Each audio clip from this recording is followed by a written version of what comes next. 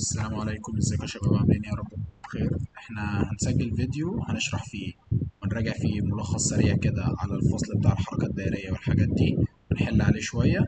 والمفروض كان الفيديو يكون لده بس. لو لقيت الفيديو مطولش معايا هراجع لكم الجزء بتاع الضوء عشان ده مهم، مش هراجعه، لا هو انا هحل عليه يعني عشان تتعلم تحل ازاي، عشان تحس ان الدنيا سهلة باذن الله معاك في الامتحان. اللي انا كله طالبه منك ان انت بس تركز معايا وتشوف انا بحل ازاي عشان تعمل زي في امتحان بكره، وباذن الله تطلع مبسوط والدنيا معاك ايه كويسه. فيا ريت الناس ما تسرحش وتركز في الاسئله، واللي ما تفهموش عيده تاني، ما عرفتش تفهمه خلاص ابعت لي ونظبطه مع بعض باذن الله.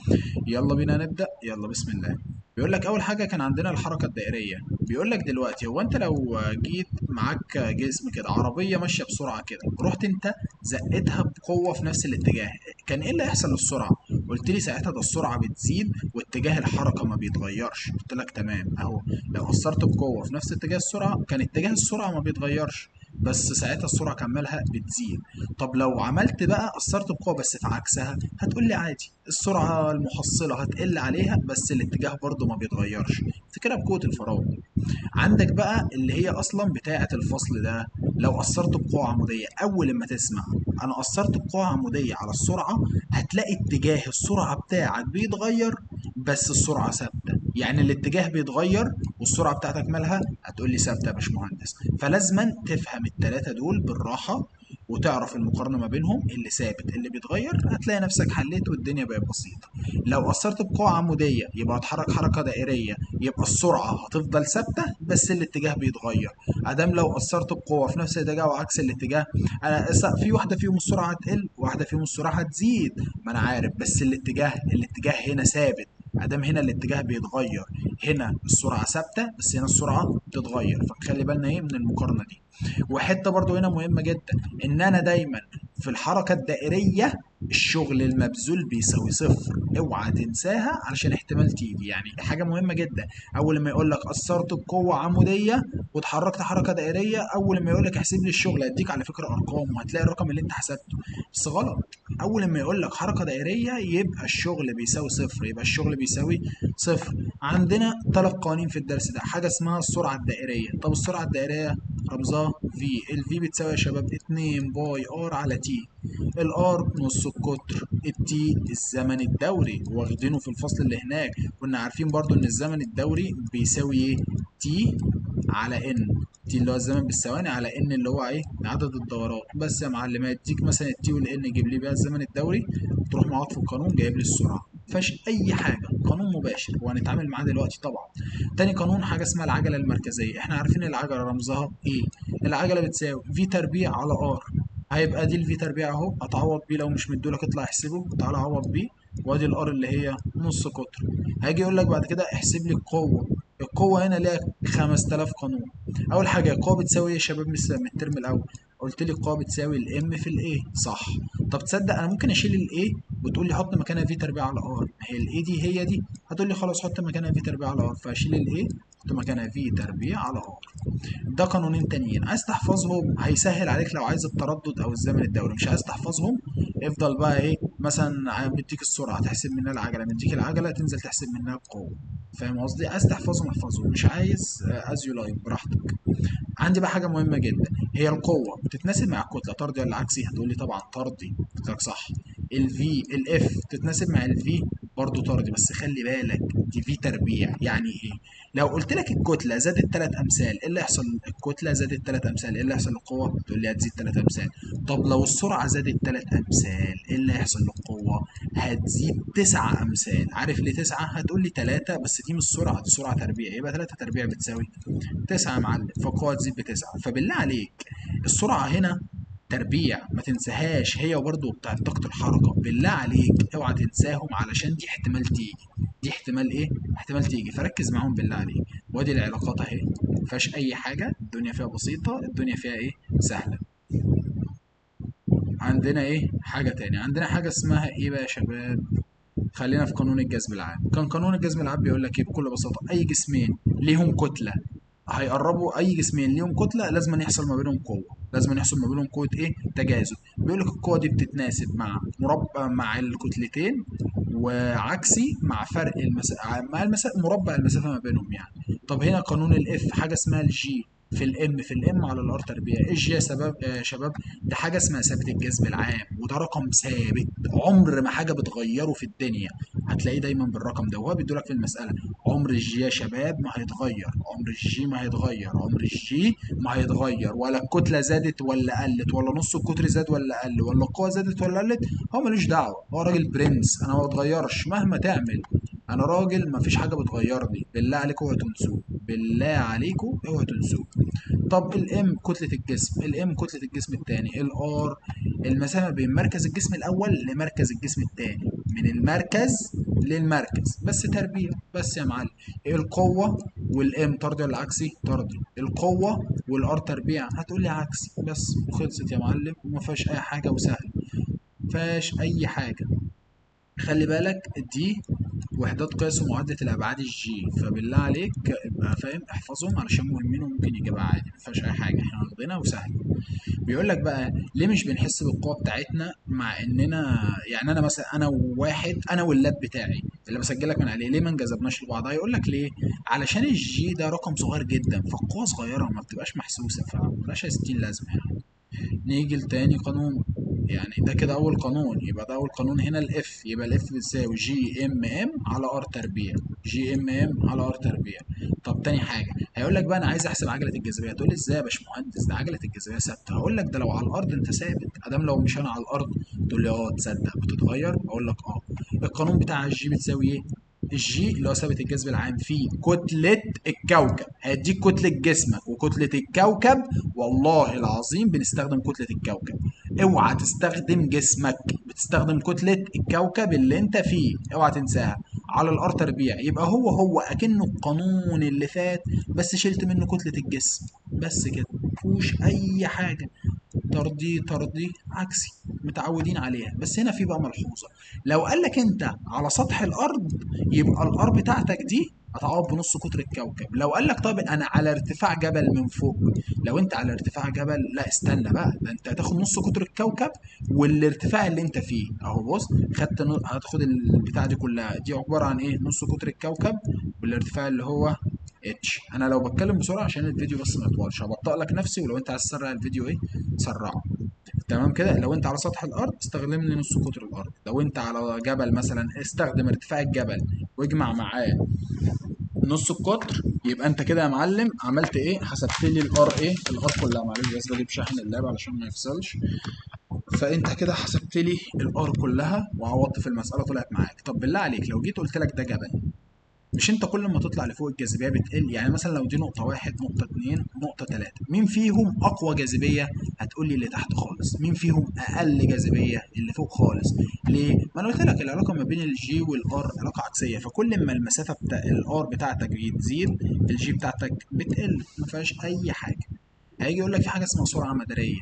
السرعه المداريه دي، بص اكني ما قلتلكش اي حاجه، دي زي السرعه بتاعت اللي انا لسه شارحها لك من شويه. شفت القوانين اللي هناك؟ اه هنزود عليهم بس قانونين بساط، ان هي جذر جي ام على ار، جذر جي ام على ار، برضو دي كتله الكوكب، دي كتله الايه؟ الكوكب. دي القوانين اللي انا لسه مديها لك اهي اهي. والقانون ده مهم، مهم اوعى يتنسي، مهم واوعى يتنسي. خلي بالك ان الزمن الدوري تربيع بيتناسب مع ار اس 3، دي ملحوظه ممكن الناس ما تاخدش بالها منها يعني. تمام، ده الفصل الاخير كله على فكره، هتحس نفسك ان هو ايه؟ سهل وما فيهوش اي حاجه. تعالى ابين لك هو سهل ازاي. انت لو حافظ القوانين، حط بقى القوانين جنبك وانا شغال كده، هتلاقي ان الدنيا سهله. تعالى نحل يا اسطى. يقول لك اتحرك جسم حركه دائريه في مسار افقي، يا عمل دوره كامله في زمن تي. تمام كده، استنى. في زمن تي، اذا تغيرت سرعه الدوران فقلت القوه للربع، يعني القوة قلت للإيه؟ القوة قلت للربع، فإن الزمن الدوري إيه اللي هيحصل له؟ طب استنى، هي يعني إيه؟ دلوقتي يتحرك جسم حركة دائرية في مسار أفقي بحيث يتم دورة كاملة في زمن تي إذا تغيرت سرعة الدوران. يعني السرعة اتغيرت، والعلاقة ما بين القوة والسرعة ما بين الفي تربيع، هو قال لك إن القوة قلت للربع، يبقى كده السرعة لازم تقل، بس هتقل للربع ولا للنص يا شباب؟ فكر فيها كده.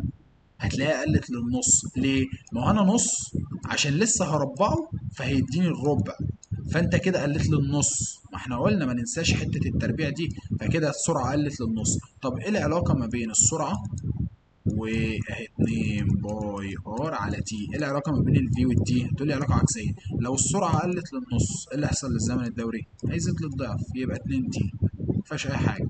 اه اسمه ده الزاويه ما بين القوه والسرعه دايما بتكون 90. الزاويه ما بين القوه والعجله بصفر. القوه والعجله بكام؟ بصفر. ماشي، فخليكم فاكرين الاثنين دول. بيقول لك انت دلوقتي على ارتفاع فوق، مين فيهم اقل جاذبيه؟ واحنا لسه قايلينها النقطه ايه، اعلى واحده فيهم هي اقل جاذبيه، مفيهاش اي حاجه. بيقول لك ايه، معاك جسم كتلته 1 كيلو، يبقى ده الام بتاع الجسم، يدور في مسار دائري اثرت عليه قوه، ده الاف. عايز احسب الزمن الدوري. قلت لك عايز تصعبها على نفسك ما تحفظش الاربع قوانين. بص بقى، لو انا حافظ الاربع قوانين اللي انا قلت لك عليهم، زمن دوري، تصدق ده القانون اللي فيه الزمن الدوري.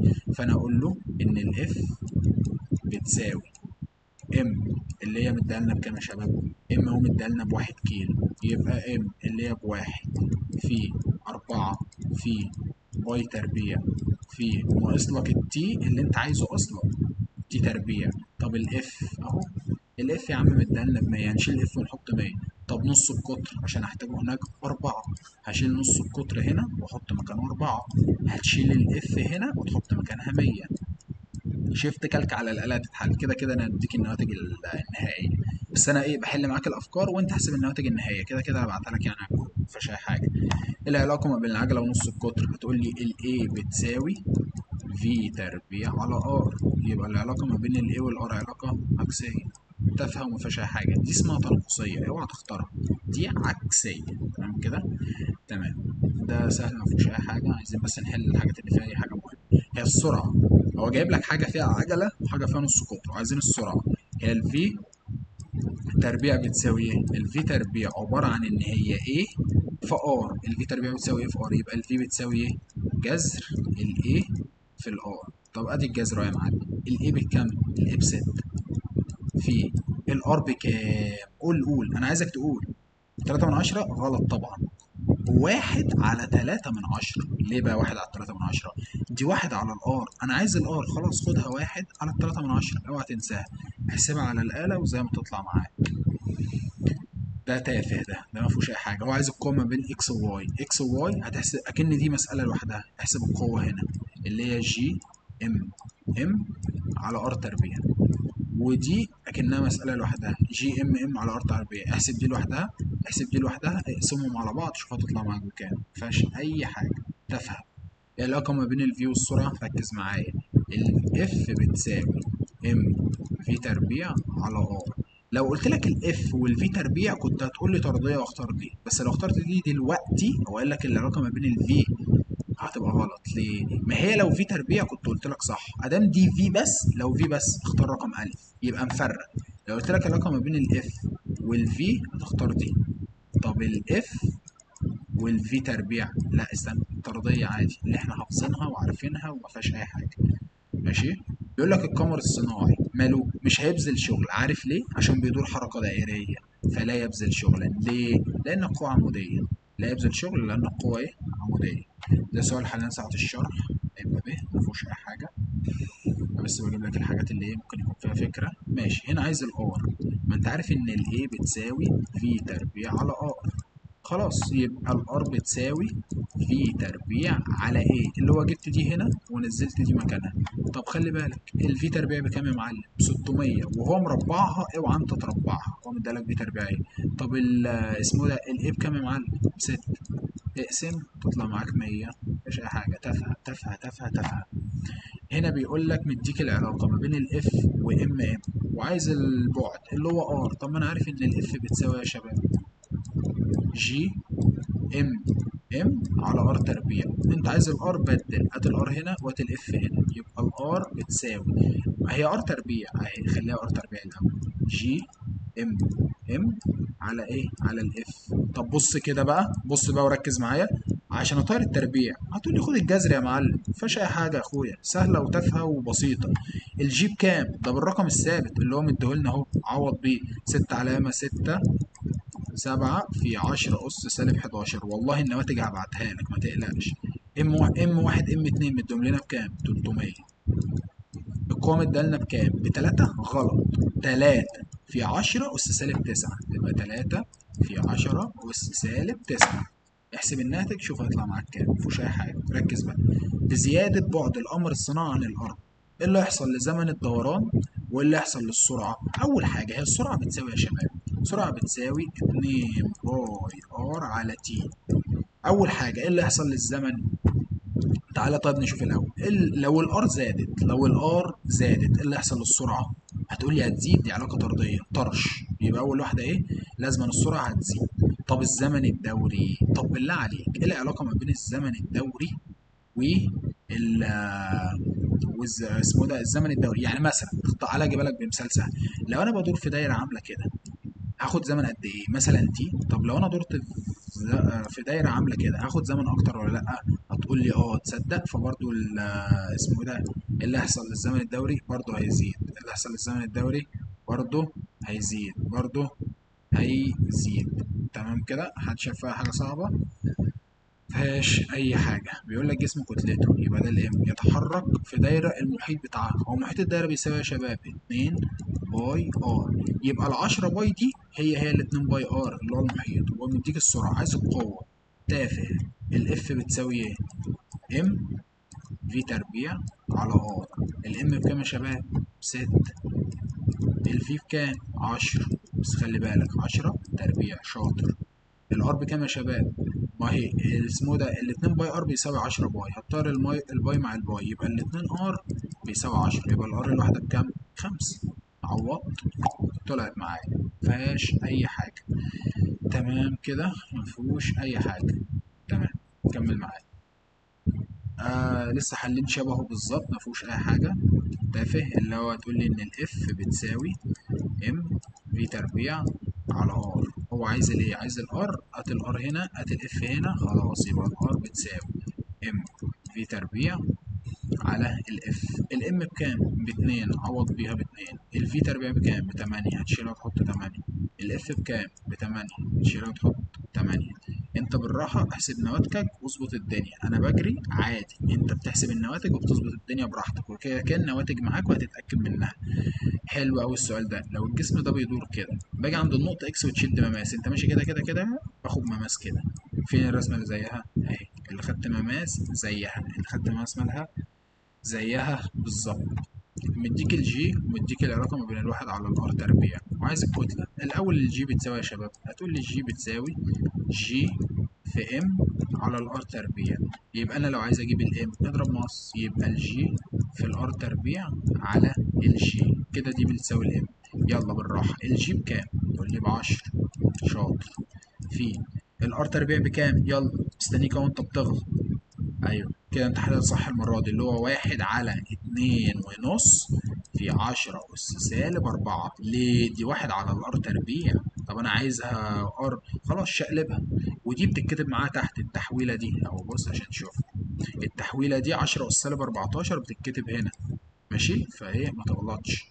على الجي بكام؟ الجي ده رقم ثابت، عوض بيه تلاقي المسألة طلعت معاك ومفيهاش أي حاجة. دي سهلة مفيش أي حاجة، بس بندور على حاجة فيها فكرة. ماشي، استنى تقل شدة الشيء. جسمان البعد ما بينهما إذا زادت أحدهما الضعف، فإن مقدار التغير. ماشي، كتلة الجسم المادي. ماشي، تعالى نحل ده. جسمان البعد ما بينهم ار، لو الكتلة زادت للضعف يبقى كده الام بقت باتنين مثلا. فإن مقدار التغير في البعد ما بين المركزين بحيث تقل القوة الجاذبة للنص. أنا هو الإف بتساوي إيه بالأول؟ الإف بتساوي الجي، كده كده رقم ثابت مش هيتغير. طب الكتلة زادت للضعف، اكتب فوق الضعف. هو قال لك أعمل إيه علشان القوة دي تقل للنص؟ تقل للنص. طب استنى، يبقى لازما أزود اللي تحت بمقدار 4، صح ولا لأ؟ يبقى أنت هتزود نص القطر قد إيه؟ قول يلا. هتزوده للضعف، عارف ليه للضعف؟ ما عشان تحت في ار تربيع، وانا لو زودته للضعف هيبقى 4 ار تربيع. تصدق فوق 2 وتحت 4، يبقى كده ظبطت معايا نص ولا لا؟ بس مفيهاش اي حاجه وتافهه وبسيطه ومفيهاش اي حاجه. السؤال ده هتلاقيني حللهولك وسهل مفيهوش اي حاجه. طب تعالى نقله. تعالى نحل.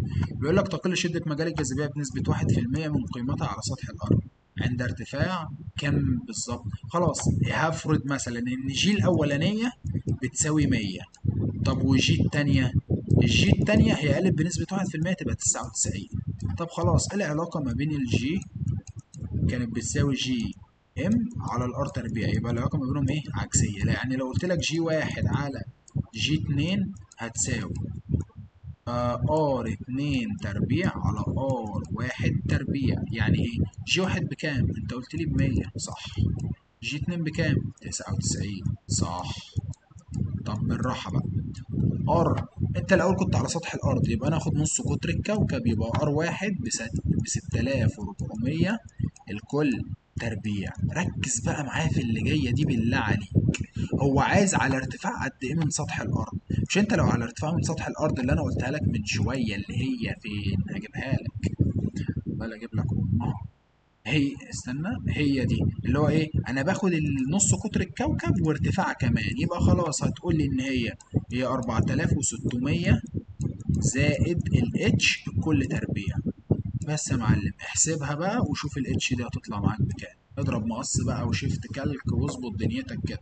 عايزك تتشقلب في المسألة براحتك، مفيهاش أي إيه، مفيهاش أي حاجة على ما أظن. يعني حاولت أحل معاك في الجزء ده علشان بس تحس إن الدنيا فيه سهلة. هي بقية المسائل نفس الأفكار، يعني الأفكار هنا مش هتتغير. يعني مثلا تعالى حل معاك دي. طب الأفكار كلها زي بعض، فأنا الأفكار اللي حليتها معاك دي هتحس إن أنت إيه، مفيهاش أي حاجة. استنى، احنا عايزين فين؟ ماشي، قد ده مش مهم، يعني ده فيه كذا حاجة عشان في زمن دوري وعجل.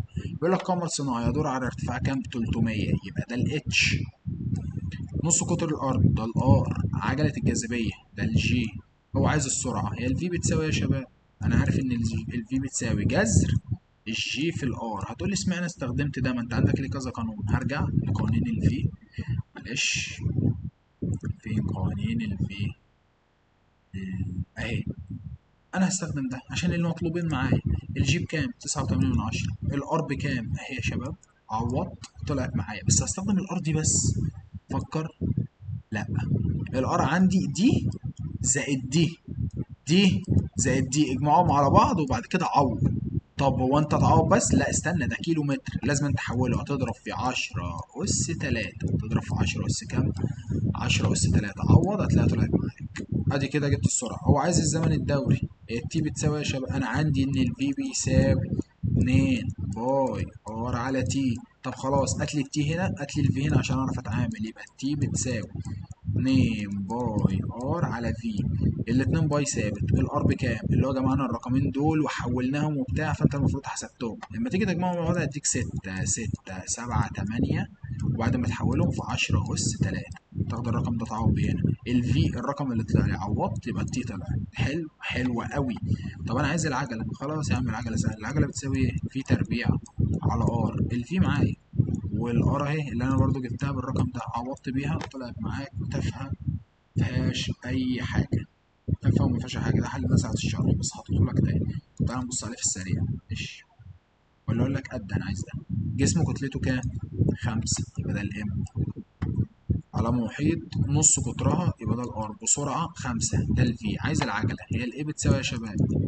في تربيع على ار. الفي بكام؟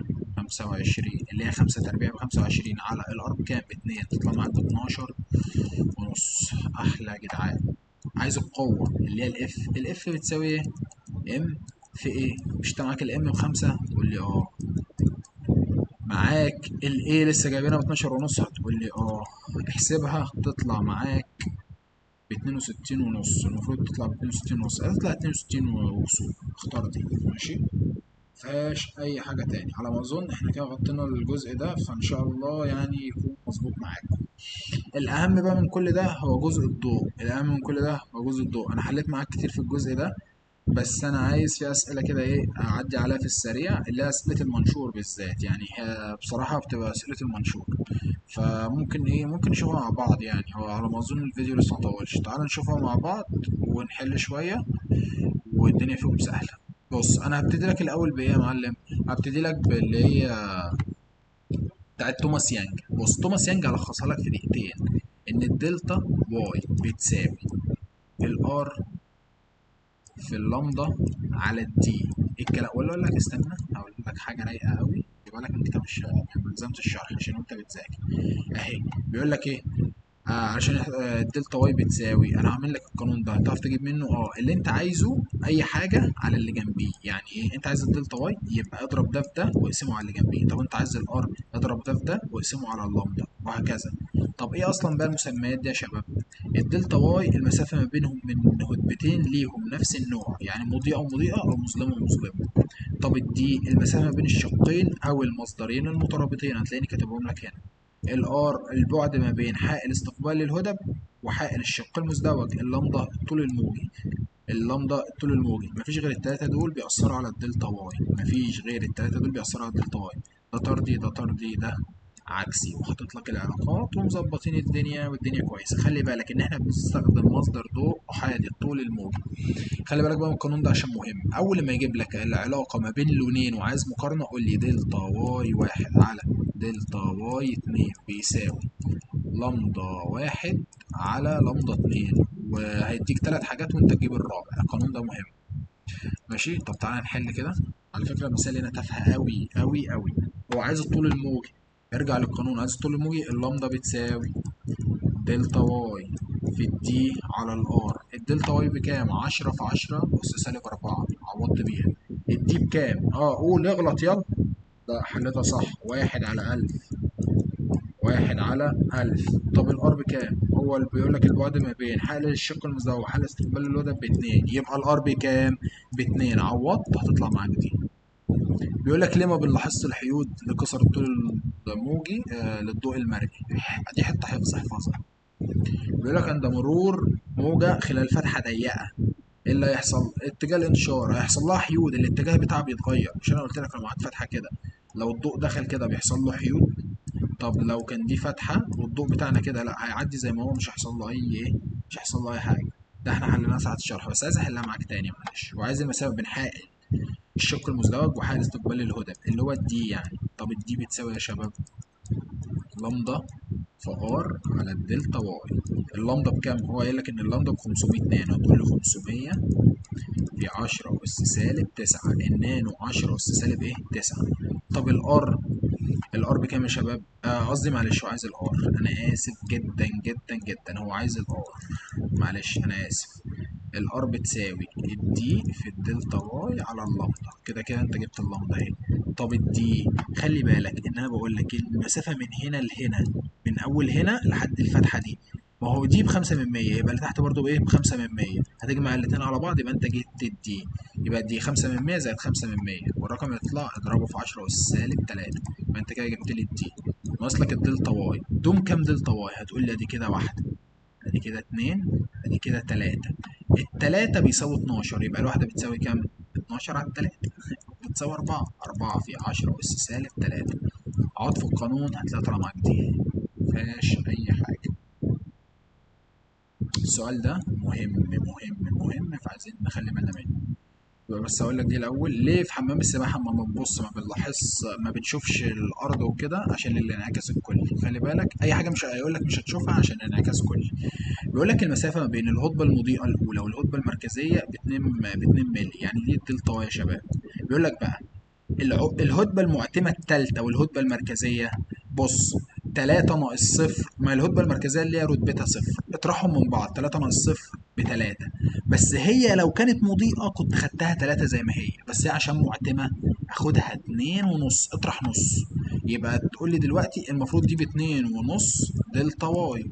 طب يا الدلتا واي بكام يا شباب؟ ب2، اضرب 2 في 2 ونص تطلع 5. السؤال ده مهم، اللي ما يفهموش يبعت لي على الواتساب، الرقم اهو عشان لو ايه، الرقم ضايع من حد: 011 4 3 8 8 2 6 10. تمام كده، فمفيهوش اي حاجة يعني. ماشي ماشي استنى. هو مين اطول طول موجة يا شباب؟ الضوء الاحمر، بعد كده بعد كده برتقاني، اصفر، اخضر، ازرق، نيلي، بنفسجي. فهنا الدلتا واي على الدلتا بتاعت الريد اللي هو الاحمر على البلو، فهتكون اكبر من الواحد، عشان رقم الدلتا واي والطول الموجي علاقه ايه؟ طرديه، مفيهاش اي حاجه. ماشي، ده لسه حللهولك ورا، حلو تاني مفيهوش اي حاجه. بس ما البتاع سهل يعني، مفيهوش اي حاجه، متقلقش من اي حاجه. ديت يا باشا التداخل الحيود ومفيهوش اي حاجه. حبيب قلبي بقى المنشور، بالله عليك المنشور لازم تكون حافظ الرسم اولا. ادي ام الرسم اللي هنحفظها مع بعض. لازم. ولازم تكون عارف كل زاويه ايه. اول حاجه انا هبتدي لك المنشور العادي الاول. عمود مقام، عمود مقام، دي اسمها زاويه فاي واحد، سيتا واحد، فاي اتنين، سيتا اتنين، دي اسمها ايه؟ زاويه راس المنشور. زاويه راس المنشور يا شباب بتساوي مجموع الزاويتين اللي جوه، تبقى سيتا واحد زائد فاي اتنين، مجموع الزاويتين اللي جوه. طب في حاجه اسمها الالفا، الانحراف بيساوي ايه؟ الزاويتين اللي بره ناقص الايه، يبقى فاي واحد زائد سيتا اتنين ناقص الايه. يبقى جبت الايه، جبت الالفا، ما فيهاش اي حاجه. طب حاجه بقى تالته ومهمه، معلش عايز اشرحها من الملزمه علشان تفهمها كويس قوي قوي قوي قوي قوي قوي. بص الصبح يا راحت فين؟ ده المهم مش لاقيني. ركز، هجيبها لك. هنجيب نشوف. بص انا مش لاقيها، ما علينا. بص، اول ما يجي يديك ان في المساله، اول ما يديك ان استخدم القاعده الذهبيه دي. لازم لما يديك ان تيجي عند النقطه دي تستخدم قانون سنيل، وتيجي عند النقطه دي تستخدم قانون سنيل عشان تجيب زواياك ناقصه. اول ما تلاقي زاويه هنا ومديك الان وانت عايز تجيب دي، اعرف ان انت تستخدم سنيل. نفس الكلام، مديك الزاويه دي وانت عايز الزاويه دي، اعرف ان انت هتستخدم سنيل. فهتقول له ايه؟ مش ده هوا وده زجاج؟ اه هتقول لي اه. هتقول له ان بتاعت الهوا في ساين زاوية الهواء، شوف الزاوية دي بكام وحطها، فاي بيساوي ان بتاع الزجاج في الزاوية بتاعت الزجاج. بس يلا انت اللي هتقول دي مش انا. هقول لك ان بتاعت الزجاج في ساين زاوية، صح، الزجاج بيساوي ان بتاع الهواء في ساين زاوية الهواء بس. وشوف انت عايز تطلع ايه هتطلعه. ده يا باشا المنشور. ده المنشور العادي. في منشور اسمه منشور في وضع الناس صغر الانحراف. ايه الفرق بقى؟ الفرق كله يا شباب ما حاجة تافهة جدا جدا والله. بص، ما في أي حاجة. هرسم لك أم المنشور بتاعنا أهو. المنشور دخل دخل دخل كده. مش الزاوية دي والزاوية دي لو جمعناهم يدينا الإيه؟ هتقول لي أه. في النهاية الصغرى للانحراف دايما دي ودي اما نجمعهم على بعض هيكونوا متساويين. دي متساويين يعني لو دي ب 30 في وضع الناس صغرى للانحراف دي ب 30، وبرضه الاثنين اللي بره بيساووا بعض، دي ب 40 دي ب 40 وهكذا. يبقى دي بتساوي دي ودي بتساوي دي. يعني انا مثلا لو قلت لك الاي ب 60، دي بكام ودي بكام؟ هتقول لي 30 و30. تمام. تمام. ما فيهاش اي حاجه. يبقى كده الايه اكنها بتساوي إيه؟ هتقول لي 2 من الزاويه دي او 2 من الزاويه دي. طب الالفا هتقول لي 2 من الزاويه دي، ما هي الزاويه دي زائد الزاويه دي اكنها 2 من واحده فيهم، 2 من الفاي ناقص الايه. في حاجه بقى اسمها الان. طب الان بيساوي ايه؟ هتقول لي ساين. القوانين دي والله هتلاقيها معاك، بس انا ايه، اديني بكتبها لك وبنراجع مع بعض. معلش الخط سيء جدا بس علشان ايه؟ الوقت ايه على الاتنين. تمام كده، ده قانون مهم هنستخدمه معاك. تمام كده. وخليك فاكر لو سقطت عمودي الزوايا الاولى بصفر، يعني فاي واحد سيتا واحد بصفر. خرجت عمودي الزوايا التانية هي اللي بصفر، سيتا واحد فاي اتنين سيتا اتنين فاي اتنين هي اللي بصفر. عشان القاعدة دي استخدمها قدام. يلا بقى تعالى نحل شوية وانت تشوف بنفسك. سقط وحاجة تانية بقى مهمة. اقسم بالله العظيم وقف الفيديو افصل دماغك دقيقة عشان تسمع المعلومة اللي انا اقولها دي، عشان ان شاء الله تيجي وتحلها صح. لو انت في وضع النهاية الصغرى للانحراف، لو غيرت اي زاوية، لو انت في وضع النهاية الصغرى للانحراف وغيرت اي زاوية الالفا هتزيد. لو قللتها او زودتها الالفا هتزيد. يبقى لو انت فاضل انها صغر انحراف زودت اي زاويه او قللتها، زاويه وضع انها صغر انحراف هتطلع منه والالفا هتزيد، الالفا هتزيد، الالفا هتزيد. عمال اقول لك اهو، سواء قللت الزاويه او زودتها الالفا هتزيد. يلا، عايز زاويه انحراف الشعاع اللي هي الالفا. الالفا هو ده فاضل الناس صغر الانحراف. خلاص استنى، يبقى الايه بتساوي 2 من الفاي ناقص الايه. قال لك منشور متساوي الاضلاع، يعني زاويه كل زاويه ب 60. مش الزاويه دي كده زي راس المنشور اللي هي ايه، تشيلها وتحط مكانها 60. بيقول لك ايه بقى؟ زاويه السقوط هي زاويه الخروج ب 40. خلاص شيل الفاي وحط مكانها 40. 2 في 40 ب 80 ناقص 60 20. عايز معامل انكسار ان، هتعوض في القانون اللي انا كتبته لك ده اهو. شوف هيطلع معاك بكام. تقول له ساين الفا اللي هي 20 زائد الايه اللي هي 60 على الاتنين على ساين ايه على الاتنين اللي هي 60 على الاتنين، واحسبها هتلاقيها طالعه معاك في السريع. حلو ده برضو منشور ثلاثي زاوية رأسه هيقول لك إن الإيه بيساوي 1.5 ألفا. حلو حلو قوي. زاوية الناس صغرى الانحراف، هو ده في وضع الناس صغرى الانحراف يعني. بيقول لك دلوقتي سقط بزاوية كام؟ 50، يعني ده الفاي. يلا اكتب الألفا بتساوي إيه؟ الألفا بتساوي 2 من الفاي، يعني 2 في 50 ناقص الايه. هي الايه بكام يا شباب؟ 1.5 ألف. طب ما تعوض يا عم بيها ب1.5 ألف. ودي ال1.5 ألف بعكس الإشارة، 1.5 وواحد يبقى 2.5 ألف. بيساوي كام؟ بيساوي 100 اللي هي 2 في 50 يعني. مش هقسمها على 2.5 وأقسمها على 2.5، هتقول لي اه. يبقى الألفا بتساوي كام؟ 40. هو أنا عايز الألفا؟ لا، ده أنا عايز الإن. يا عم عادي، طب هات لي الإيه بس الأول. هتشيل الألفا وتحط مكانها 40. 1.5 في 40 ب60. مش انت معاك الايه ومعاك الالفا؟ تقول لي اه. تنزل اقعد في القانون يا عم بتاع الان، سهله وما فيهوش اي حاجه. شوف انا بحل ازاي. حل زيي عمرك ما تغلط. عمرك. ركز. نفوق مع بعض. كده كده خلاص مش هنشوف بعض الايام الجايه. الواحد استراح من وشه. يلا نكمل. سقط شعاع ضوئي عمودي. قلت لك اول ما اقول لك سقط عمودي ايه اللي بيحصل؟ تقول لي فاي واحد سيتا واحد بيساوي صفر، بس كده. على منشور ثلاثي زاوية رأسه ب30، يعني ال A بتساوي 30 ومعامل الانكسار بجذر 2 اللي هو ال N. عايز زاوية الخروج. تعالى احلها لك بطريقتين والطريقتين سهلين. ادي المنشور بتاعنا سقط عمودي، يبقى كده وادي البتاع بتاعتنا خرج كده. اول حاجه الزاويه دي بكام؟ بصفر. مش الزاويه دي ودي لازم يدونا الايه. هو قال لك زاويه راس المنشور بكام؟ ب 30. مش ساعتها برضو هي دي 30 عشان دي بصفر ومجموع الاثنين اللي جوه بيساوي الايه. يبقى دي بصفر ودي ب 30. طب خلي بالك، مش انا قلت لك لو مديك زاويه وانت عايز زاويه الخروج استخدم قانون سنيل. مديك ان وزاويه نعرف نستخدمه ولا لا؟ هتقول لي اه طبعا. يلا يا باشا استخدم. هتقول لي ان بتاعت الزجاج انا عايز بجذر 2 اللي هي المنشور، يعني في ساين المنشور بكام؟ 30.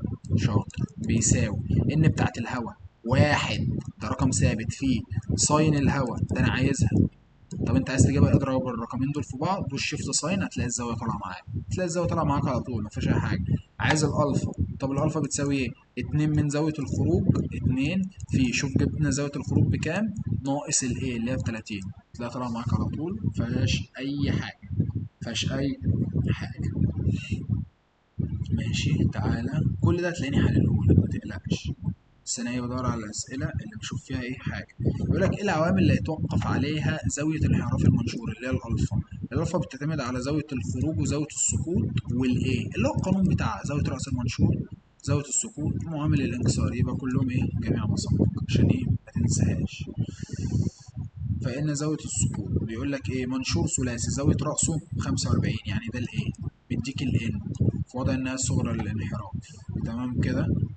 فإن زاوية السقوط، عايز زاوية السقوط هتقول لي اه. طب ما إيه رأيك نجيب الألفا الأول؟ تقول لي أجيبها إزاي يا باشمهندس؟ أقعد في قانون الإن بتساوي إيه؟ ساين. السؤال ده مهم ركز فيه بالله عليك. ألفا زائد الإيه على الاتنين على ساين ايه على الاتنين. ركز بقى معايا. الالفا انا عايزها الايه 45، الايه 45. طب الان 1 و6. المفروض بقى تحل المسألة عشان تجيب الالفا. اكتب المسألة وحلها بشيفت كالك. اللي ما بيعرفش يحل بشيفت كالك يتفرج على فيديو على اليوتيوب دقيقتين هيعلمك ازاي تحل في شيفت كالك. جبت الالفا خلاص. مثلا انا ما اعرفش الالفا طلعت ب 20. يبقى كده الالفا اللي هي 20 بتساوي 2 من زاويه الخروج ناقص الايه. طب ما هي الايه ب 45. تعرف تجيب لي زاويه الخروج؟ هيقول لي يا عم انا مش عايز الخروج انا عايز السقوط. يا عم هي السقوط هي الخروج ادام انت في وضع انها صغرى الانحراف اللي هو تجيب يعني الالفا. تدي بعكس الاشاره بعد كده تقسم على الاثنين هتلاقيها طالعه معاك. مفيهاش اي حاجه. تافهه تافهه. تعال نحل السؤال ده. اول حاجه عشان البتاع ده في وضع انها صغرى للانحراف. عايز زاويه الخروج. مش احنا قلنا السقوط هي الخروج يبقى دي ب 30 تبقى دي 30 طرش. اتحلت وسهل. زاويه الانحراف الفا. الالفا بتساوي ايه؟ 2 من الفاي اللي هي ب 30 ناقص الايه اللي هي ب 45. يطلع معاك ب 15. تافه. عايز الان. عوض معاك الالفا معاك الايه عوض في القانون بتاع الان اللي هو احنا لسه معوضين فيها هتلاقيها طالعه معاك. تافه يا ريس تافه مفيهوش اي حاجه. يلا ده برضو رسمه مهمه. دي دايما يا شباب بتكون الالفا. دي دايما يا شباب بتكون الفاي واحد. طب هو دلوقتي عايز يجيب زاوية رأس المنشور، اكتب قانون الألفا. الألفا بتساوي ايه؟ 2 من الفاي ناقص الايه. بالراحة، الألفا بكام؟ 30 بيساوي 2 في الفاي بكام؟ 45 ناقص الايه. معادلة تافهة هتعرف تحلها وتجيب لي الايه بكام. معرفتش تحلها، حاول يا ابن ادب يا ابني وما تتعبناش معاك. يبقى 90 ناقص كام يدينا 30؟ 60 يا ريس. عايز زاوية الخروج. طب استنى، ما هي الخروج هي السقوط. كانت السقوط بكام؟ 45. يبقى الخروج بكام؟ 45. عايز معامل الانكسار اللي هو الان. معاك الايه؟ معاك الالفا. عوض في القانون ده طلعت معاك. الاسئله بتتكرر وما فيهاش اي حاجه. اسئله المنشور مهمه. ده بقى انا ممكن اختم بيه الفيديو، يعني انا ده بعد ما احله ممكن ما احلش حاجه تاني عشان ده مهم. ده ايه مهم. بص يا شباب، دايما النقطه دي شوف الزاويه عندك بكام. هتلاقيها 60 و60. يبقى كده انت عندك الايه بيساوي الرقم ده اللي هو ب 60. حلو كده. حلو. حلو كده. حلو. يبقى احنا كده جبنا الايه. طب ما انا مديك الالفا بكام؟ ب 30. الالفا والايه نعرف نجيب الان. خلاص بقى اتعودنا عليها. ادي القانون اهو، نعوض فيه طلعت معانا. جامد. طب عايز زاوية الخروج. يا عم استنى، الألفا بتساوي ايه؟ 2 من الفاي ناقص الايه. الايه بكام؟ أنا جبتها ب60. الألفا بكام؟ ب30. تعرف تجيب دي؟ طبعا. ده أنا أستاذ في الرياضة. دي تبقى عكس الإشارة. هيبقوا الاتنين على بعض 90، نقسم على الاتنين ب45. تافهة مفيهاش أي حاجة. مفيهاش أي حاجة. حلو أوي. ده خداع. ده بيقول لك ساين فاي واحد على ساين فاي اتنين، اللي هو عايز يقسم الزاوية دي على الزاوية دي. تقول لي استنى استنى استنى، مش دول بيساووا بعض؟ يبقى خلاص دول برضو ساعتها بيساووا بعض. طب لما نقسم على حاجتين على بعض بيساووا بعض، يبقى واحد إلى واحد. مفيهاش أي حاجة. مفيهاش أي حاجة. تعالى ده مهم، تعالى نحله مع بعض. بيقول لك إيه؟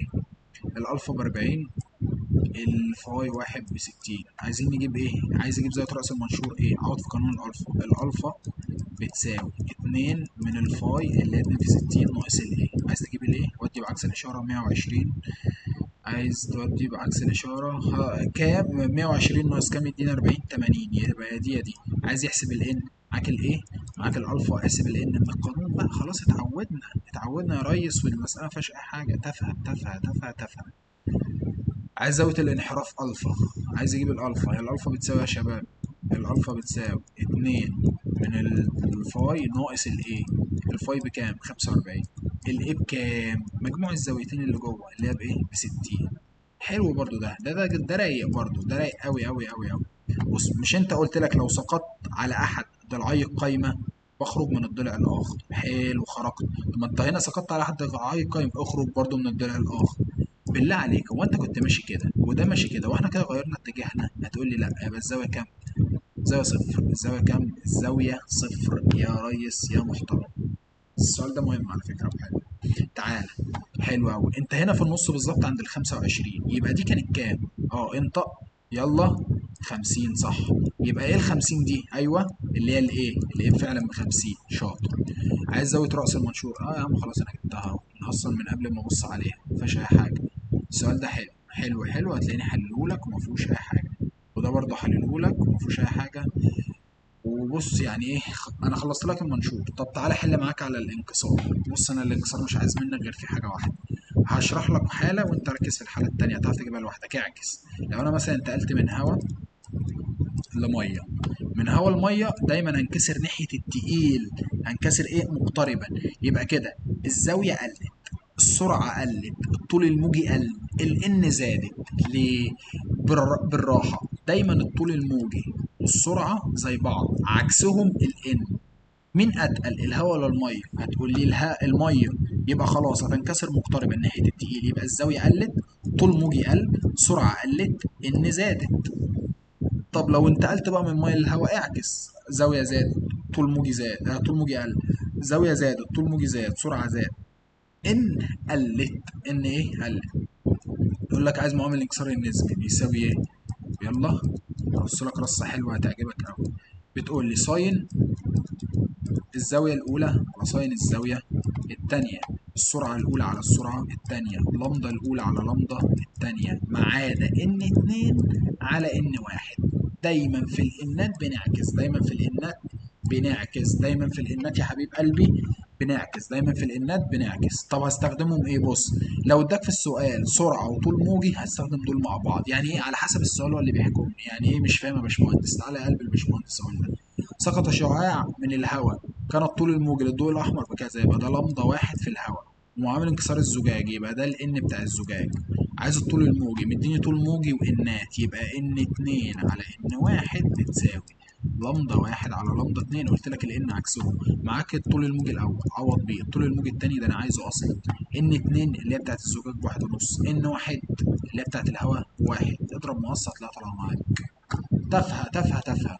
بيقول لك ان واحد على ان اتنين باتنين، يبقى في واحد على الفي اتنين اعكس. ما انا قلت لك الفيات عكس الانات، يعني في واحد على الفي اتنين هي ان اتنين على ان واحد. طب ما انا معايا واحد على اتنين كانت باتنين على واحد، يبقى لو عكستها تبقى واحد على الاتنين يا ريس. مفيهاش اي حاجة وتافهة. تافهة تافهة تافهة. تعال، انتقل شعاع، لا مش ده اللي انا عايزه. دي سرعات اهو، عايز الزاوية الحرجة دايما يا شباب. حلوه اللي احنا افتكرناها، الزاويه الحرجه. اول ما يجي يطلب منك الزاويه الحرجه قول لي ساين فاي، اللي هي زي ساين الزاويه الحرجه بتساوي الصغير على الكبير.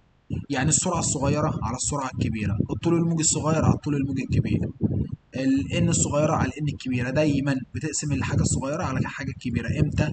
في الزاويه الحرجه. امتى؟ في الزاويه الحرجه. يعني هنا عايز الزاويه الحرجه، هتقسم الرقم ده على الرقم ده وتدوس شيفت ساين الرقم ده على الرقم ده. ده لو مدينا سرعات. طب هنا مديني طول موجي وعايز الزاويه الحرجه، اقسم الطول الموجي الصغير على الطول الموجي الكبير، شيفت ساين الطول الموجي الصغير على الطول الموجي الكبير. مفيهاش اي حاجه. تافهه تافهه تافهه. ماشي. كلما قلت فروق درجة الحرارة تقل ظاهرة السراب. ما هي عشان كل ما درجة الحرارة بتعلى ظاهرة السراب ايه؟ بتزيد. ركز معايا. عايز معامل الانكسار النسبي من المية للبنزين، يبقى تقسم ان بنزين على ان مية. ما انا قلت لك الحاجة الوحيدة اللي بعكس فيها الانات. ما هو ايه؟ انت عايز تجيب ان واحد اتنين، قلت لك لو سرعة اقسم السرعة الاولى على السرعة التانية. ادام هنا انات بنقسم الان التانية على الان الاولى. تلاتة على الاتنين على اربعة على التلاتة، تلاقيها طالعة معاك على طول. ماشي ماشي ماشي. كل ده تافه ده. تافه. تعالى، حلو قوي السؤال ده يا شباب. يعني ده بقى هنختم بيه والله العظيم اخر حاجه. خلاص انا خلصت، مش هقول اي حاجه تاني. بص، لو الزاويه دي زادت دي بتزيد، فدي بتقل فدي بتقل. يعني دي زادت دي زادت، فدي هتقل فدي هتقل تاني. طب لو دي قلت هتقول لي خلاص دي هتقل فدي هتزيد فدي هتزيد. احفظها بقى. يعني لو فاي واحد زادت، هو بيقول لك زودت الفاي واحد، ايه اللي هيحصل للزاويه دي؟ دي زادت فدي هتزيد فدي هتقل فدي هتقل، فالزاويه دي تقل. احفظها زي اسمك عشان ايه؟ مهمه مهمه مهمه. وان شاء الله تيجي. تعالى اخر حاجه معلش والله اخر حاجه. بيقول لك الدول العلاقه ما بين السرعه. طب بالله عليك قبل ما تنطق، انت سريع في الوسط الخفيف ولا في الوسط التقيل؟ هتقولي في الخفيف طبعا. يعني انا سرعتي في الهواء اسرع اكبر من سرعتي في الميه. طب بالراحه، السرعه عكس الان، يبقى اللي سرعته قليله الان بتاعته مالها كبيره. انا عايز اكبر كثافه ضوئيه، يعني اكبر ان، يبقى اقل سرعه هي اكبر كثافه. بس يعني وصلنا لنهايه الفيديو هنا. انا عارف انها سريع والله معلش، بس والله عشان اصور لك الفيديو في وقت قليل تنجز فيه دنيتك، وانا بقوله لك عشان بس ايه؟ تعتمد طريقه حل ولا حاجه. فوالله الفيديو ده مهم جدا. ركز مع الاسئله اللي فيه، شوف انا حليت ازاي، هتعمل زيي والله العظيم هتحل بكره ان شاء الله بكل بساطه. اتمنى تكونوا استفدتوا مني ان شاء الله، ما اكونش قصرت مع حد ورضيت كل الناس. انتوا عارفين ما اقدرش اتاخر عليكم في اي حاجه. بالتوفيق يا شباب، واشوفكم على خير باذن الله. وربنا يكرمكم في الامتحان وتخرجوا منه مبسوطين ومقبورين الخاطر. مستنيكم بعد الامتحان تطمنونا عليكم. بالتوفيق يا شباب.